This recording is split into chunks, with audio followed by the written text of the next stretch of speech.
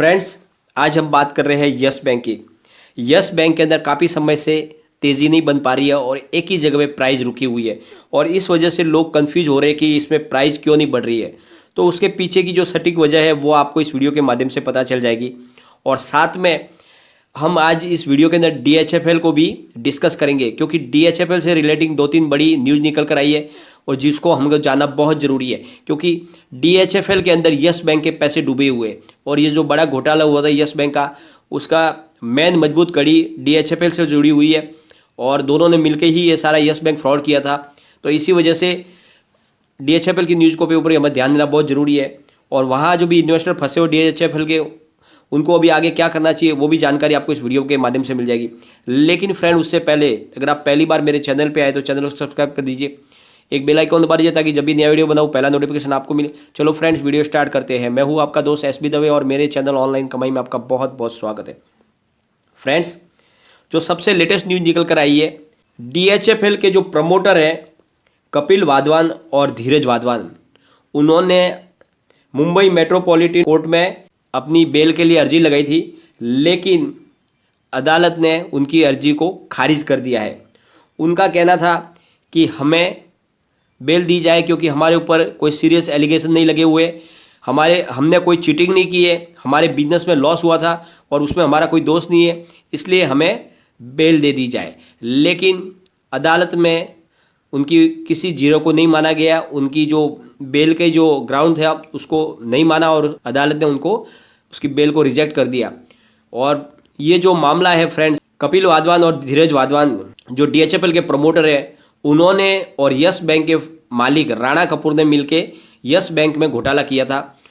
थोड़े से पैसों के लालच में आकर राणा कपूर ने बहुत सारा कर्जा DHFL को दे दिया था, जबकि DHFL उस समय ऑलरेडी कर्जे में डूबी हुई थी और उनके डॉक्यूमेंट की पूरी जांच किए बगैर यस बैंक के पैसे दे दिए थे वाधवान बंधु को।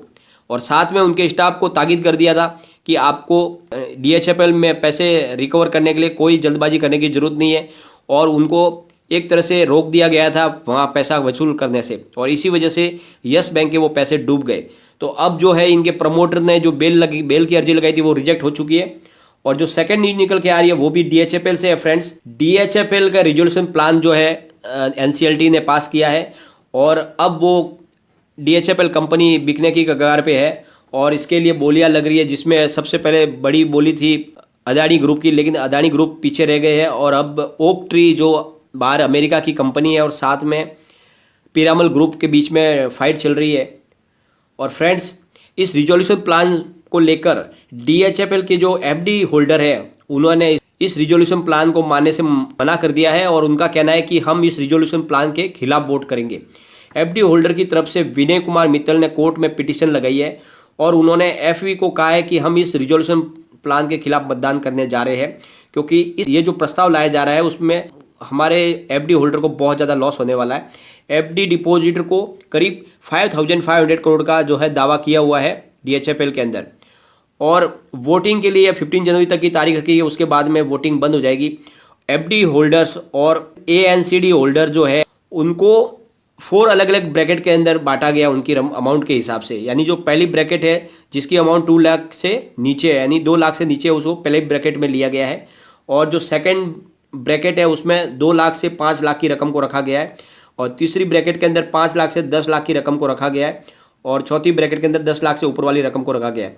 तो इसमें जो पहली ब्रैकेट यानी करीब 2 लाख के नीचे वाले हैं उनको पूरी अमाउंट मिल जाएगी, उनका भुगतान हो जाएगा, लेकिन जो ऊपर दूसरी ब्रैकेट वाले उनको बहुत ज़्यादा इसमें लॉस होने वाला। जिस तरह से ये प्रस्ताव लाया गया है, उनका कहना है कि इसमें हमें कोई पैसे मिलने वाले नहीं, हमारा पूरा पैसा डूब जाएगा, इसलिए हमें ये प्रस्ताव मंजूर। और अगर बड़े इन्वेस्टर, बड़े जो शेयर होल्डर है, उन्होंने अपने वोटिंग के बलबूते पर अगर इस प्रस्ताव को पास भी करवा लिया तो हम कोर्ट में लड़ेंगे और इसके खिलाफ हम आगे तक जाएंगे और किसी भी तरह से हम अपना पैसा वसूल करके रहेंगे। तो इस तरह से बहुत बड़ा रोड़ा लगा दिया है FD होल्डर ने इस रेजोल्यूशन प्लान के खिलाफ। और इसी से रिलेटिंग जो तीसरी न्यूज निकल के आ रही है फ्रेंड्स, अब DHFL में बोली लगाने लास्ट 14 जनवरी तक की तारीख है, उसके बाद इसमें वोटिंग नहीं होगी और 15 जनवरी के बाद क्लोजिंग हो जाएगी।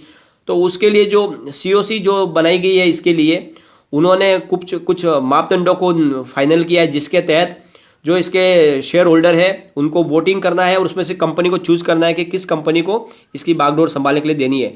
तो करीब जो उनके वोटिंग के आधार पर ओक ट्री से 9 पॉइंट ज़्यादा है पीरामल ग्रुप को मिले। लेकिन उधर ओक ट्री का कहना है कि हम एक विदेशी कंपनी है, इसलिए हमारे साथ पार्शलिटी की जा रही है, यानी भेदभाव किया जा रहा है, जैसे हम भी इसके लायक है लेकिन हमें मौका नहीं दिया जा रहा है। तो इस तरह से उन्होंने एक बड़ा ब्लेम लगाया ओक ट्री ने। और अब ये जो मामला है ये चलेगा और आगे, और देखते हैं लास्ट में किसको ये कंपनी की भागडोर मिलती है। लेकिन फिलहाल हमें इंटरेस्ट है उनके मिलने वाले पैसों से, ताकि जो पैसे आएंगे वो यस बैंक के कामकाज में लगेंगे और ये इसकी वजह से यस बैंक में आने वाले समय में कुछ अच्छा हो पाएगा।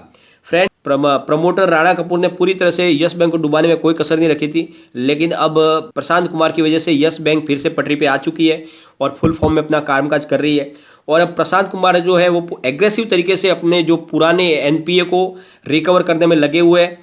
और इसी कड़ी के तहत उन्होंने पिछले दिनों अनिल अंबानी की कंपनी से कर्जा वसूल करने के लिए उनकी मुंबई की ऑफिस को अपने कब्जे में ले लिया था। उसका ऑफिस के ऊपर अपना फिजिकल कब्जा भी उन्होंने कर लिया है। तो इस तरह से वो लगातार बहुत सारी जो फर्में हैं उनकी प्रॉपर्टी को सीज करके उनके ऊपर कब्जा कर रहे हैं। और ये जो अभी उनकी जो स्ट्रेटजी है वो लगातार बनी हुई है, ताकि जल्द से जल्द जो यस बैंक के जो पुराने जो डूबे हुए पैसे वो रिकवर किए जाए। और इसके लिए उन्होंने एक 75 प्रोफेशनल की एक टीम बनाई हुई है जो लगातार ये कोशिश करिए कि कहीं से भी उनका जो पैसा है उसे किसी भी तरीके से रिकवर किया जाए। और जो है पैसे जब उनके मेन सिस्टम के अंदर आ जाएंगे तो उसकी वजह से यस बैंक को है और ज़्यादा अच्छे तरीके से उनको चलाने में मदद मिल जाएगी। और इस तरह से जो यस बैंक का जो मैनेजमेंट है कोशिश कर रहा है, और इसका जो नतीजा है वो आने वाले Q3 के रिजल्ट में आपको देखने को मिलेगा। तो Q3 का रिजल्ट आएगा, उसके बाद में ही आपको इसमें शेयर में प्राइस की बढ़ोतरी देखने को मिलेगी। उसके पहले आपको इसमें अगर प्राइस की बड़ी बढ़ोतरी आपको देखने को नहीं मिलेगी, क्योंकि ऑलरेडी इसकी जो प्राइस थी वो बहुत ज़्यादा 12 से लेके जब बढ़ी थी तो वो 21 के आसपास तक पहुंच गई थी, और उसके बाद में अभी 18 के आसपास है। तो इस प्राइस पे अभी ये स्टॉक काफ़ी समय तक आपको रुका हुआ मिलेगा। लेकिन जैसे ही इसकी जो Q3 के रिजल्ट की घोषणा हो जाएगी और रिजल्ट बेटर आएगा तो उसके बाद में इसमें बड़ी तेज़ी बनने लगेगी। और साथ में ही फरवरी मंथ से लार्ज कैप में जाने की वजह से म्यूचुअल फंड की जो नई फ्रेश बाइंग भी शुरू हो जाएगी। और फिलहाल काफ़ी दिनों से म्यूचुअल फंड भी है सेलर बने हुए पूरे बाजार में, वो अपनी होल्डिंग बेच रहे हैं, क्योंकि अभी उनके काफ़ी समय से उनको अच्छा प्रॉफिट मिल चुका है, तो वो लोग अपने प्रॉफिट है वो पास ऑन कर रहे हैं अपने इन्वेस्टर को। लेकिन आने वाले फरवरी महीने से लगभग उनकी फिर से उनकी नई फ्रेश बाइंग शुरू हो जाएगी, तो इसका फ़ायदा यस बैंक के स्टॉक को जरूर मिलेगा। तो यस बैंक में आपको बड़ी तेज़ी देखने को मिलेगी और उस समय आपका यस बैंक का स्टॉक आपको 25 के ऊपर जाते हुए दिखाई देगा। लेकिन फिलहाल ये प्राइस के अंदर ये बंधा हुआ है, तो आपको इसमें ज़्यादा घबराने की जरूरत नहीं है। अगर आप यस बैंक पे विश्वास करते हो और प्रशांत कुमार के मैनेजमेंट पे अगर आपको भरोसा है तो इसमें आप बने रहे। लॉन्ग टर्म में आपको बहुत ज़्यादा प्रॉफिट मिलने वाला है। आने वाले समय में डेफिनेटली ये एक मल्टी बैगर स्टॉक बनेगा, तो आपको इस लेवल पे इन्वेस्टमेंट कर लेना चाहिए। लेकिन जो DHFL के इन्वेस्टर हैं उनको अभी वेट एंड वॉच करना चाहिए। जैसे ही ये रेजोल्यूशन प्लान पास हो जाएगा उसके बाद में शेयर में बढ़त हो सकती है, लेकिन फिलहाल आपको भी उसमें कुछ नहीं करना है, ना इसमें लॉस बुक करना है, आपको वेट एंड वॉच ही करना है। लेकिन फ्रेंड्स, कोई भी इन्वेस्टमेंट करने से पहले अपने फाइनेंशियल एडवाइजर से एक बार एडवाइस ले ले या अपना खुद का रिसर्च करें, क्योंकि मैंने वीडियो आपके एजुकेशनल पर्पज के लिए ही बनाया। वीडियो पसंद आए तो लाइक शेयर जरूर कीजिए और चैनल को सब्सक्राइब कर दीजिए। Thank you.